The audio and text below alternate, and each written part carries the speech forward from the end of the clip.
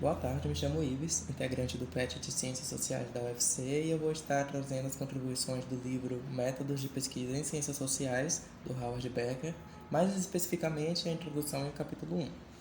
O Becker é um sociólogo estadunidense com vários textos muito importantes sobre a escrita e a metodologia sociológica, né?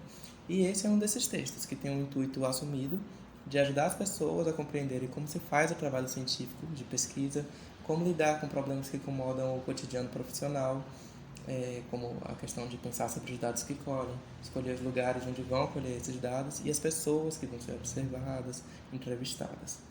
Esse texto ele é bastante pessoal, está escrito em primeira pessoa e também fala muito sobre a própria prática sociológica do autor. O Becker, contextualizando, está tratando da pesquisa sociológica nessa conjuntura de especialização científica. Ele começa falando de como a especialização produziu nas ciências sociais a ideia de diferenciação entre o metodólogo, como aquele que trata de questões como interpretar, coletar, analisar e apresentar os dados de uma forma apropriada, e o teórico como aquela pessoa culta, que lia muitos livros e que diz o que as pessoas devem pensar. E ao longo do texto, ele vai estar advogando contra essa separação. Não que o sociólogo teórico vá se desfazer dos ferramentais metodológicos daqueles que o antecedeu, mas ele é tão livre para criar quanto estes mesmos. Como a metodologia trata dos problemas genéricos, não vai ser levado em conta as particularidades locais no geral. Então, cabe ao sociólogo, ele vem dizer, se adaptar à situação específica. E aí ele chama essa metodologia especializada de proselitista, porque ela está mais interessada em pregar uma maneira certa de fazer pesquisa do que em aperfeiçoar a prática sociológica contemporânea. E por baixo dessa intolerância ao erro metodológico, existe uma preocupação em minimizar a chance de conclusões erradas e também minimizar a variabilidade dos procedimentos de pesquisa. Ou seja, o Becker fala que eles querem transformar a pesquisa social em algo que uma máquina possa fazer. Vai substituir todo o julgamento humano por uma aplicação inflexível de uma regra procedimental. E o que isso pode gerar é a restrição dos problemas estudados a somente aqueles que podem ser resolvidos por esses tipos de procedimento, né? Que são procedimentos típicos de uma máquina. Mas vamos analisar uma situação aqui. O Becker fala que muitos vencedores de prêmios usaram métodos que são desprezados por esses venerados metodólogos.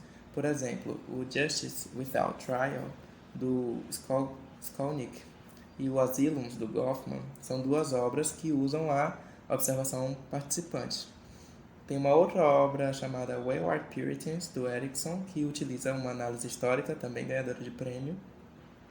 E uma outra obra, que se chama A Burguesia Negra, do Fraisier, que utiliza uma coisa que poucos percebem enquanto método, que é costurar diversos tipos de pesquisa e materiais para a produção da obra. E em todos esses métodos, o julgamento do sociólogo não está operando cercado de procedimentos algorítmicos. Porém, apesar disso, todos possuem exigências necessárias e o rigor que classificam esses trabalhos como trabalhos científicos. E mesmo assim são desprezados pelos metodólogos, esses métodos. E o que dá para concluir disso? Basicamente que os metodólogos, na tentativa de reduzir as fontes humanas do erro, acabam ignorando o que muitos sociólogos de prestígio têm feito. E com isso acabam ignorando também problemas metodológicos importantes. Por exemplo, a pura descrição técnica foi precursora de um enfoque mais sistemático, chamado de enfoque analítico, que busca reduzir a prática estudada a um conjunto de procedimentos com uma lógica interna, como o estruturalismo analítico. Essa metodologia vê as conexões lógicas entre as etapas do processo de pesquisa do sociólogo. Só que muitas vezes a tentativa de fechar a teoria com toda essa, entre aspas, elegância lógica faz com que detalhes que são trabalhados por sociólogos habituais passem despercebidos. O que acontece é a adaptação da realidade para encaixar nos pressupostos metodológicos, o que não deveria acontecer. E a resposta para esse tipo de problema é uma resposta que se encontra na prática. Não parte de uma análise lógica, mas depende das particularidades da situação que está sendo estudada e não do uso de métodos mais estritos e rigorosos. Pode inclusive ser um problema de organização social, como ele aponta, dos próprios pesquisadores.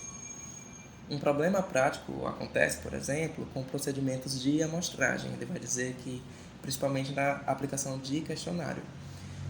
Em um cenário de pesquisa estratificado como uma organização, as pessoas dão mais credibilidade à história que é contada por um administrador, alguém que está num grau mais alto da hierarquia, do que alguém que está em níveis inferiores dessa hierarquia.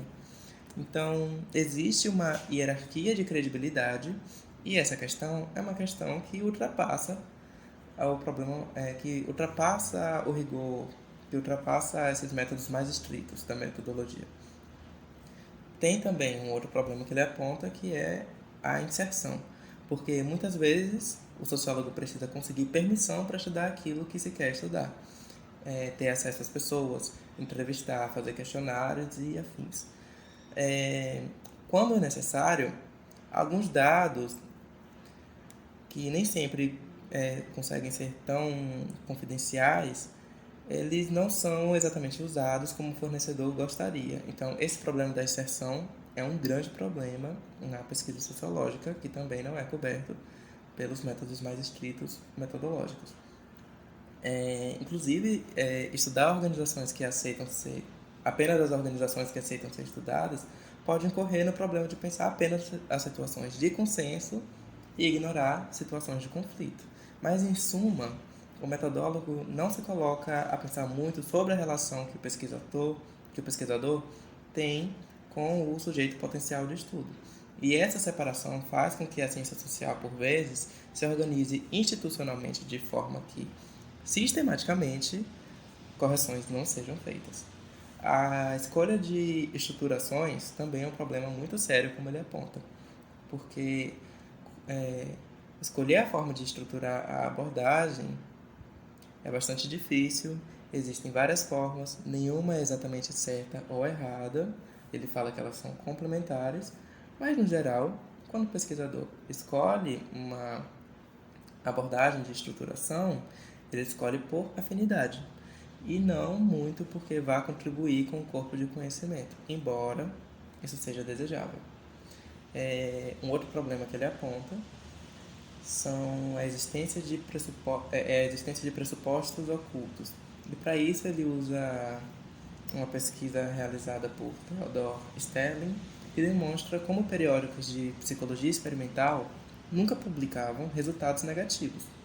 Quando o resultado é negativo, o cientista não publica o seu artigo.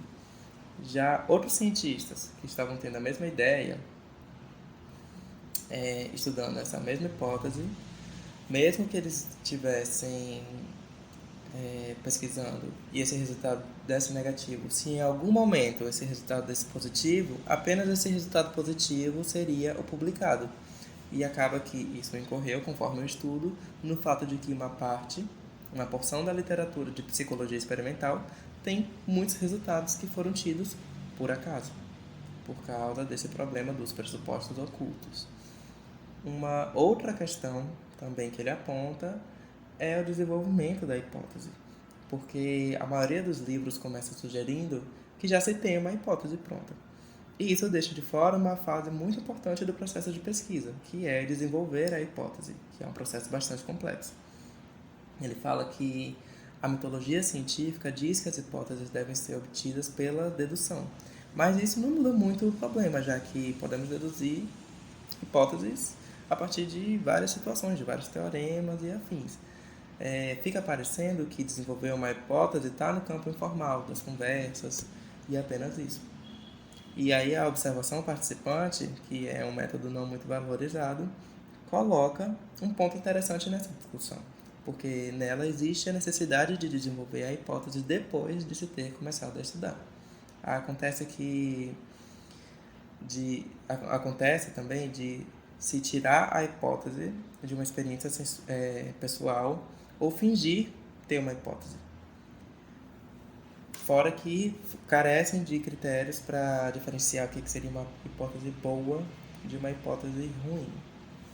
E por fim, ele tenta explicar com isso, para além de apontar os problemas metodológicos, que combinar a análise, a compreensão sociológica, fazendo frente aos problemas de método, talvez consiga coletivamente criar uma ciência social mais viável. E basicamente esse é o objetivo desse livro.